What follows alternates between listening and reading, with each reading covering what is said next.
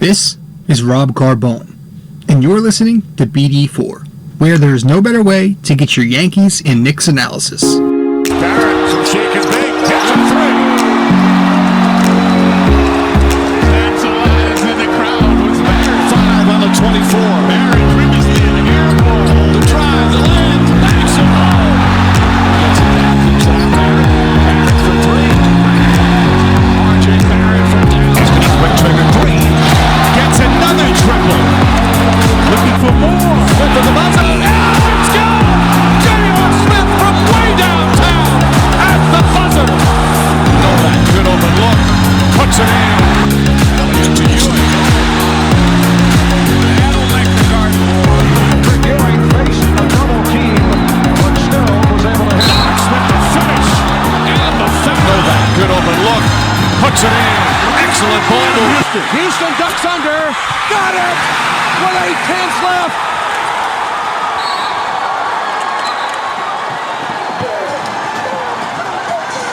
What is going on, guys? This is Rob Carbone coming at you with another episode of BD4, where there is no better way to get your Yankees and Knicks analysis.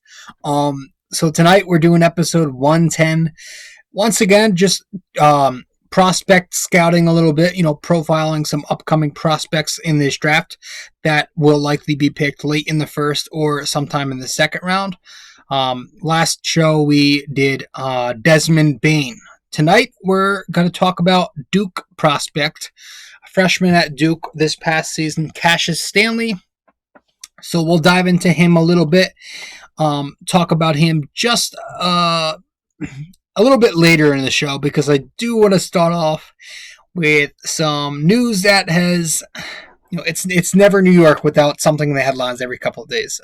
But lately in Manhattan, around Madison Square Garden, we're getting the headline of Scott Perry being welcomed back to the Garden. He's going to be here for at least one more season. That was the deal. It was a one-year deal. Leon Rose brought him back. Listen, I'm not going to sit here and just immediately be angry. I know as Knicks fans, we're supposed to be that way. I get it.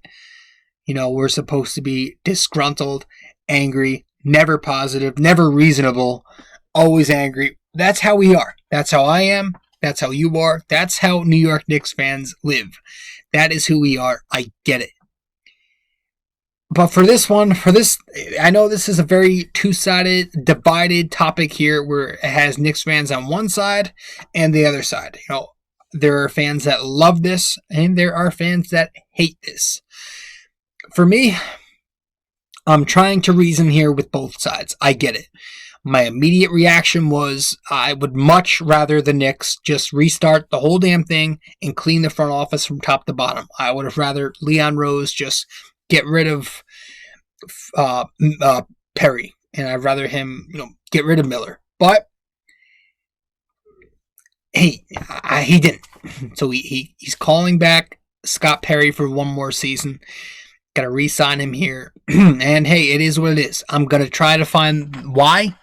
I think Leon Rose likes Scott Perry. I think Leon Rose is somebody who sees the pros more than he does the cons with Scott Perry. So speaking of the strengths and weaknesses of Perry, excuse me, Jesus Christ. Speaking of the strengths and weaknesses here, yes, Perry, believe it or not, guys, he has done some beneficial things to this Knicks franchise. We'll start with him securing some draft picks, right? The Knicks have 7 first-round picks over the course of the next 4 years. They have 7 first-round picks. And most recently, it was completing the Marcus Morris trade, sending him to Los Angeles for Maurice Harkless and a first-round pick for later this year. So that's a positive there, that he's collected draft picks for this team. He's done a nice job securing the Knicks with their draft picks. He's also been, let's be honest, at least with the Knicks, right? He's had a little bit of a rough, hit or miss past with Orlando and Sacramento, but with the Knicks, he's been a decent talent evaluator. Most recently, it was RJ Barrett. I know RJ had more of a bad season than he did a good season, but he did flash some promise, and I'd like to think that RJ was a hit more than he was a miss. We can go back and talk about Ignas Brazdeikis as well in the second round of the past draft. Obviously we haven't seen him much, so he's more of a TBD, but the surface looks good. Same goes for Wooten, same goes for Lamar Peters. Perry was the guy who went out and signed Alonzo Trier. Trier was undrafted, was a free agent. Perry took a two-way flyer on him, liked what he saw, brought him back and signed him to a two-year deal. Trier put up 12 points a night off the bench in his rookie season. That was a hit. Mitchell Robinson, second-round draft pick, clear home run, clear hit, an absolute steal. This is somebody who's probably going to be the Knicks' long-term center. He looks promising. He's done some very good things already. Very impressive accomplishments from Robinson individually. So I think Perry has done a nice job securing draft picks and getting talent out of the draft and with the Trier thing in free agency. And Wooten too. I think Wooten came as an undraftee. So yes, he's been a decent talent evaluator and he secured some picks. He hasn't locked the Knicks into any long-term deals, right? There's not really a contract on this team that gives you any Joakim Noah type vibes or Carmelo Anthony type vibes. He's pretty much signed players to cheap deals. We're going to talk about that whole colossal mistake last summer's free agency. But even the mistake deals he's made, again, a lot of team-friendly options, a lot of one-on-one contracts that are easily waivable, non-guaranteed team-friendly deals. So he's done a nice job, giving the Knicks cap space and plenty of financial flexibility. And it's only a one-year deal, guys. It can't hurt that much. Maybe it will hurt, but it won't hurt that much being a one-year deal.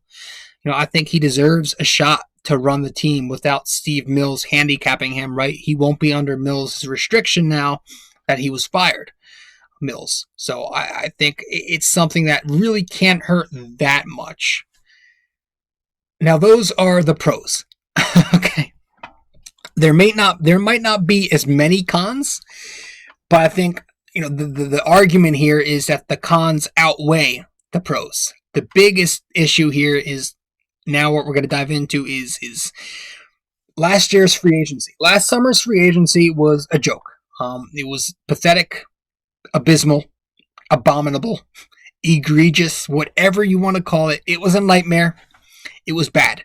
The Knicks went out there. They signed a bunch of veterans, a bunch of misfits, a bunch of stopgaps. And not only did they do that, but they played all those veterans, misfits, and stopgaps over their youth. They gave minimal minutes to the kids, mismatched lineups, very clunky rotations, and just didn't prioritize growing developing the youth. They just played all these veterans that they signed consistently throughout the year. Never changed. So that's the big negative here on Perry's resume. But who is it? Is it Perry? Do we know for sure? We got on Fizdale for it. We got on Miller, on Mills. We don't know for sure who it was. I will add, though, there was a good point made. I think I read a comment on Instagram or Twitter, I don't remember, but making a pretty good point.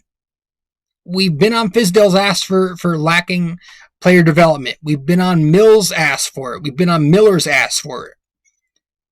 If we're constantly on people's asses for it and it never changes, who's the one constant? Scott Perry hasn't been fired. Those three have, and it's still continuing.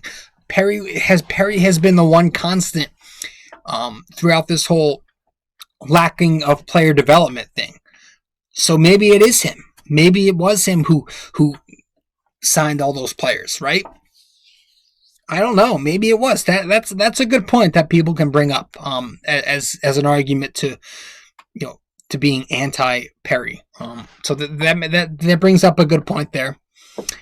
But again, there are some pros, man. I mean, Mills did want to keep Marcus Morris around. Never happened. The Knicks ended up dealing him, which was the right thing to do. So Perry did good there. Mills, was it him who wanted to shoot for that playoff, goal, that playoff mandate? I think that was Mills. So maybe it was Mills lacking, holding the Knick youth back. But we don't fucking know, guys. We don't know who that was.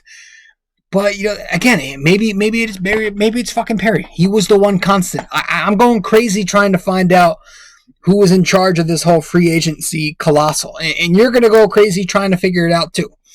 I don't think there's a solidified answer there. But that's the one con we're talking about here. And that's why it kind of has a lot of weight. But it's an uncertainty. Who the fuck was it that signed all the vets? Who the fuck was it that played all them vets over the kids? We don't know, but that's a negative here on Perry's resume. Obviously, the Kristaps Porzingis deal was a bad look for him. Not trading away Porzingis, he was disgruntled. You kind of have to do that. I'm more angry about the return. Right, the Knicks got an abysmal return piece. Dennis Smith Jr. heading towards bust territory and a draft pick or two. So the return was awful, and you can knock Perry for that. But yes, overall, I think there are more pros than cons. It just comes down to how much weight do those pros have, as opposed to the amount of weight the cons carry here. So, and it is what it is. Even with all the pros, the Knicks are still underachieving to their low expectations. Even they still can't be a quarter of a decent product, despite all the things that Perry did do positively. So, it's kind of just this annoying recycle of we're still 1 year away from being 1 year away every single year, right? So when are we going to start seeing legitimate progress? I don't know, but yeah, it's tough to really fucking put a finger on who's influencing these free agency decisions here when we don't have a true answer. Sure, he's been the one constant, but even that is not a solidified answer here. But that's my final take. I'm kind of half and half here. I don't hate it. I don't love it. I just think it is what it is, and I'm gonna have to live with it. Again, I would have much rather, if I'm gonna pick a side, yeah, sure, I would have rather restarted the whole damn thing and cleared the entire front office out. But it didn't happen. We're here. Give him the year. See what he can do without the handicapping of Mills, on his ass. And let that be that. I don't want to talk about Perry too much tonight, guys. That's just a small portion of this episode. I want to talk about Cassius Stanley, right? He's an up and coming prospect in this draft from Duke, a freshman there, who we're going to talk about tonight. Very exciting prospect. But before we get to Stanley, guys, just want to remind you, if you haven't subscribed to the podcast, be sure to do so right now. We're going to go to break, and you can subscribe to the podcast while we are on break. All right, we'll be right back, and then we'll talk on Stanley. Really quick, I just want to remind you, you can go to my website, nysportstalkrc.wordpress.com/connect, and that will display all of my information. Where to follow me on social media, how to subscribe to the blog, and how to subscribe to my podcast on the many different outlets we have. So once again, guys, just go to my website, nysportstalkrc.wordpress.com/connect. Let's get back to the show.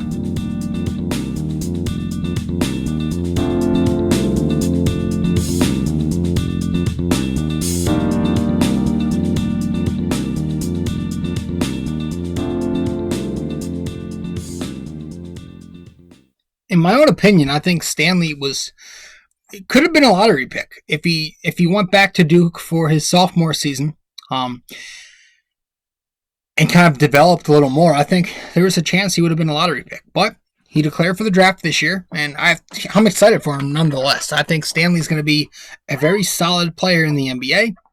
Has a chance to start. He is a 6'6", 193-pound combo guard, wing, swingman, whatever you want to call him, kind of a tweener. Had a good freshman season at Duke, though, for sure. He had a good career freshman season there. just that 1 year career over at Duke, where he averaged 13 points, 5 rebounds, and 1 assist on 47% from the floor, 36% from the 3-point distance, and 73% at the charity stripe. Did so across 29 games on a 27-minute average, 27 minutes. So those are his statistics for Duke. So he had a solid season there. This kid is, guys, he's a fucking athlete. Cassius Stanley is a ridiculous athlete. His game is based off of his amazing athletic abilities. 21 years old, boy, can he fly. He broke Zion Williamson's vertical leap record, so there's that. He's one of the best college dunkers of all time. Watching film, reading up on him on scouting reports, just seeing a lot of tape on the kid. He is athletic. He's got speed, power, burst, excitement, just good size to him. Again, plays the combo guard, can play the 1, the 2, or occasionally play up at the 3.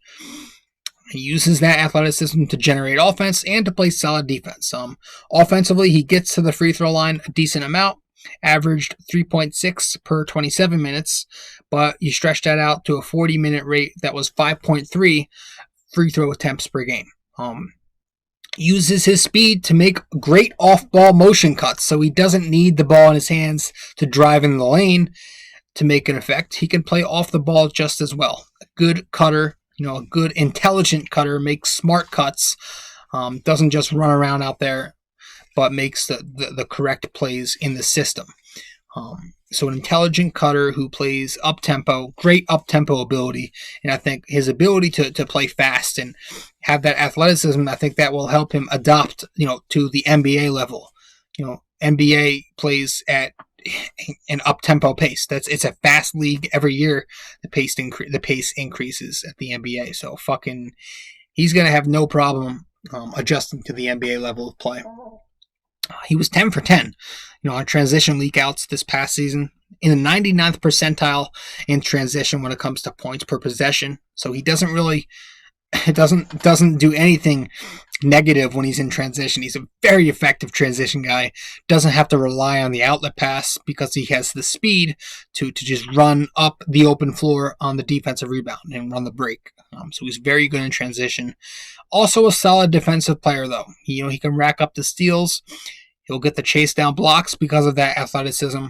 Averaged 0.7 steals and 0.7 blocks across 27 minutes, which translated to over 1 steal and block across a 40-minute rate. So, it's impressive that he actually recorded 21 blocks versus 20 steals. So as a wing, that's pretty impressive to have more blocks than steals in a season. So I think it's good that he can rack up the defensive statistics and be a pest on the perimeter as well as a shot blocker down low. So those are his pros on defense. But yes, he's known mostly for his athletic ability to show off on offense. Not just a good shooter, a good scorer, but he's a good passer. He's got good court, a good open court vision, good vision on the open floor.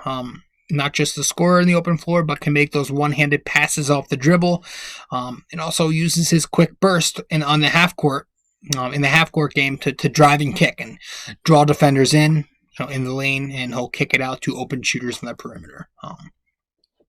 Improved handles. Also has good lift and form on his jump shot. Not a knockdown shooter yet, but has his moments. Mostly great off the catch, 44% off the catch as a 3-point shooter, and 48% from the corner 3-point shots. Competitive fire, a will to win, and I think that'll make him a good leader. He's talked about how he's very tight with his teammates. His teammates have also, on the flip side, praised him.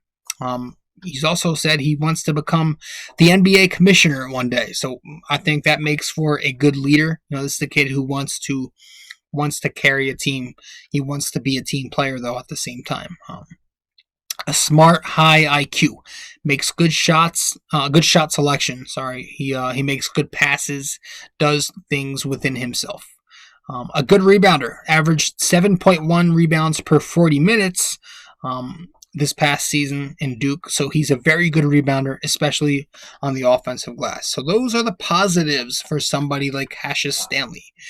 good athletic wing who can throw it down, who can shoot a little bit off the catch in the corners, who can drive and kick, who can rebound, who can defend on the perimeter, chase down for a block.